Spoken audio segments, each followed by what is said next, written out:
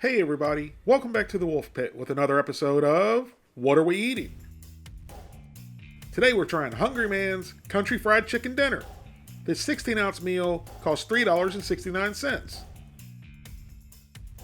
This country fried chicken dinner is quick and convenient for hearty appetites. It has classic home-style flavor, with white meat chicken patties with country gravy, savory mashed potatoes, cut green beans, and sweet apples. I can already taste that classic home-style flavor. This is going to taste better than Grandma's country fried chicken. Except Grandma would never serve chicken patties, which these country fried chicken patties are nothing more than a 4-meat slurry concoction. And Grandma would never serve country gravy that looked like the remnants of a cow and bull fornicating. And here's the list of ingredients in the country fried chicken dinner. And they broke them down by ingredient, which I actually like because it's easier to figure out what's in what. And that's a whole lot of ingredients in the 4-meat slurry concocted chicken patty. But what do you expect for $3.69?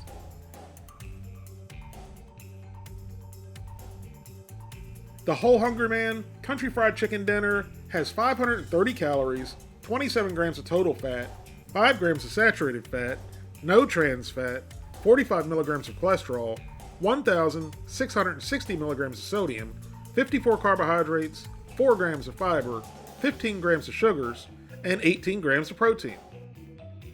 With over 1,600 milligrams of sodium, they ought to call this Salty Man's Country Fried Sodium Dinner. 72% of your daily sodium intake in one meal is ridiculous. You can heat this meal in the microwave or the oven. And for you, the people, I was a big spender and bought 2 to do 1 each way. That way you, the people, don't have to. We're going to heat the first meal in the oven.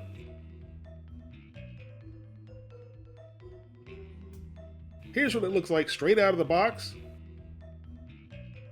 And I'm not really sure if it looks good or bad. I mean, it doesn't look bad, but it also doesn't look good. So we're supposed to remove the plastic from around the dessert.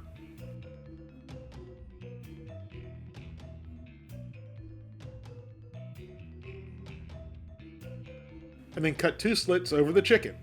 And then it goes into a preheated 350 degree oven for 40 to 45 minutes, which is a long time to wait for a frozen dinner, so the microwave might be the better option.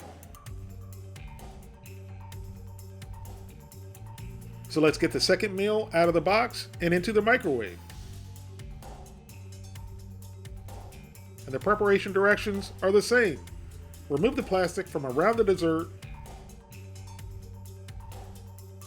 and then poke 2 holes over the chicken. And then it went into the microwave for 4.5 minutes on high. After 4.5 minutes, we stirred out the potatoes, recovered, and let it cook for another 2.5 to 3.5 minutes. After cooking for a total of 7.5 minutes, our country fried chicken dinner is ready.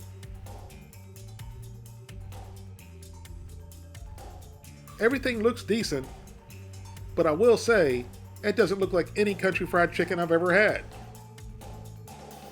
But I gotta try it, for you, the people, so you don't have to. We mix up the mashed potatoes and give them a try first.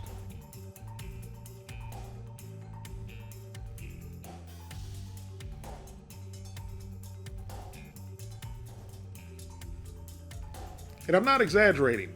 If you've ever eaten Elmer's glue, that's exactly what these potatoes taste like.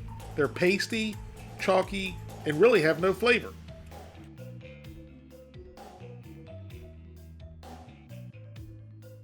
You guys have recommended many times that I put butter and salt and pepper in the potatoes and the vegetables in these frozen dinners. So this time, I'm taking your advice and I'm doing it. So we add a little pat of butter into the potatoes along with some salt and pepper.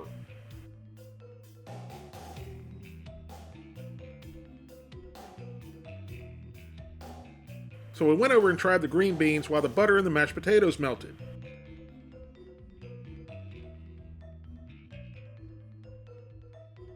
And the green beans actually look pretty good, but usually there's a little sauce in them. And the green beans were very good, perfectly cooked, but again, they needed some salt and pepper and a little bit of butter. I don't know how you can have 1,660 milligrams of sodium in a meal, and you still have to add seasoning.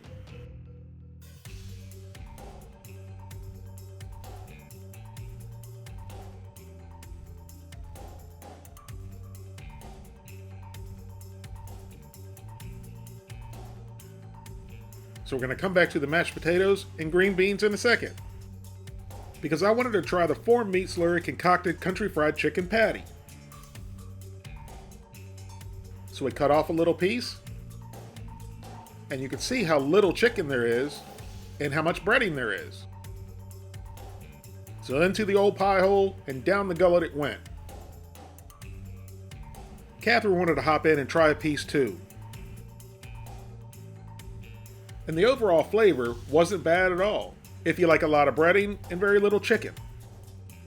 The breading obviously was not crispy, which in the microwave meal I didn't expect for it to be crispy, and it was a little bit soggy, but overall it wasn't bad.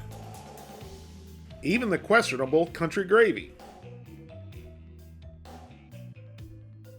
So next we went in and mixed up the butter and the green beans.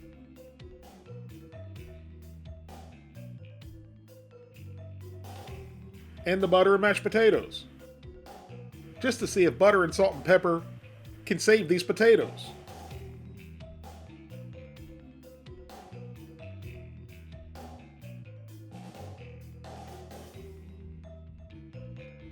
And the butter and salt and pepper gave it their all. But these potatoes were beyond saving. Now they tasted like Elmer's glue that had butter and salt and pepper on them. The potatoes were terrible before and after the butter and salt and pepper.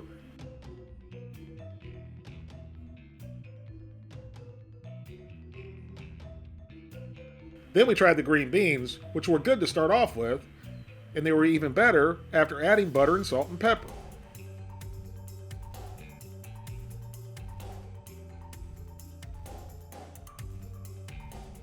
Finally, for the obligatory bite of everything, the mashed potatoes, the green beans, the country fried steak and gravy. If I could get it all to stay on the fork.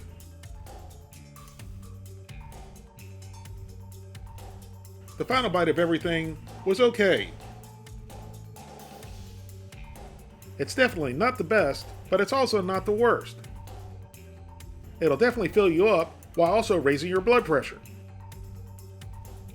Finally, we took a bite of the apples. And they might as well just left these out of the meal. It was basically a little bit of nothing. It didn't even taste good.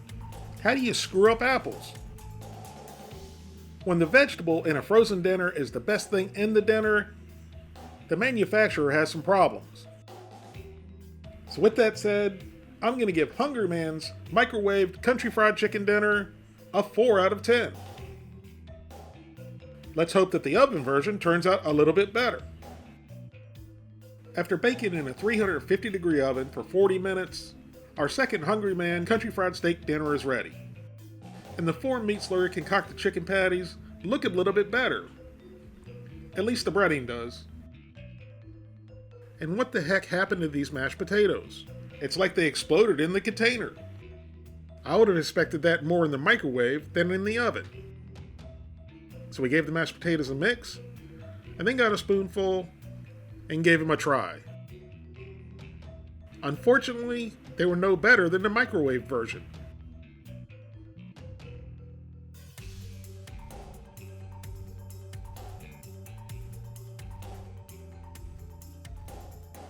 Then we tried the green beans, which were actually better in the oven than they were in the microwave. They definitely had more flavor.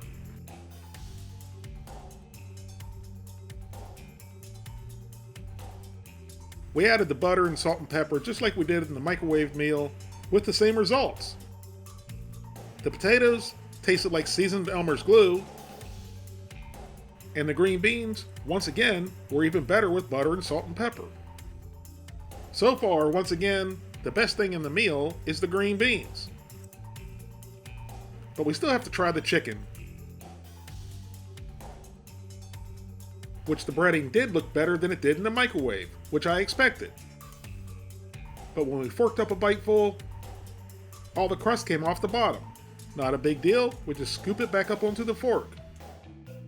Once that piece of chicken went into my mouth, I was shocked. I was shocked that the microwave chicken was better. The crust and the chicken. The crust on this one out of the oven, it literally tasted like sand. Like a real fine, powdery sand. It had a really unpleasant mouthfeel, almost like it was slightly burnt, and certainly overcooked and dry. I realized with the first piece of chicken I tried, I didn't get any gravy. So we cut off another bite and got as much gravy on it as we could. And it helped somewhat disguise the texture of the breading, but the flavor of the breading was still off.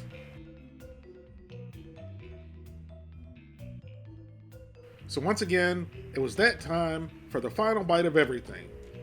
The country fried chicken, the mashed potatoes, and the green beans. And the gravy, of course.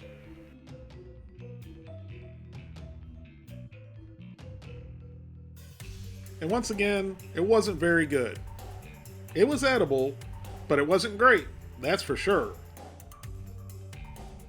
So unfortunately, I had to take another bite of the apples.